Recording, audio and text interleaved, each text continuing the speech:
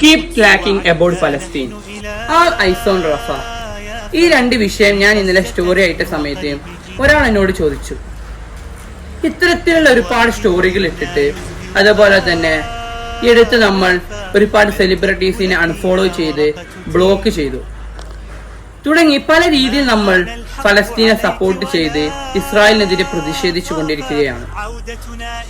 ഇങ്ങനെ നമ്മൾ ഇന്ത്യ രാജ്യത്തിനകത്തിരുന്ന് അതല്ലെങ്കിൽ സോഷ്യൽ മീഡിയക്കകത്ത് ഇത്തരത്തിലുള്ള കാര്യങ്ങൾ ചെയ്യുന്നത് കൊണ്ട് എന്ത് നേട്ടമാണുള്ളതെന്ന് ഒരാൾ ചോദിച്ചു. ആ സമയമാണ് തിരിച്ചറിയുന്നത് ഇന്നും ഇതുപോലെയുള്ള ഒരുപാട് ആളുകൾ ഉണ്ട് എന്നുള്ളത്. നമ്മൾ മനസ്സിലാക്കേണ്ട ഒരു വിഷയമുണ്ട്. സോഷ്യൽ മീഡിയക്കകത്ത് ഇതുപോലെ നാം പ്രതികരിക്കുമ്പോൾ ഒരുപാട് ആളുകളിലേക്ക് ലോകത്ത് ഇങ്ങനെ ഒരു വിഷയം നടക്കുന്നുണ്ട് എന്നുള്ളത് എത്തുന്നുണ്ട്. അങ്ങനെ അവരും നേരത്തെ പ്രതികരിച്ചവരും വീണ്ടും പ്രതികരിക്കുന്നു. ഒടുവിൽ ഇസ്രായേലിന് മനസ്സിലാകുന്നു ഒരു വിഭാഗം ജനത തന്നെ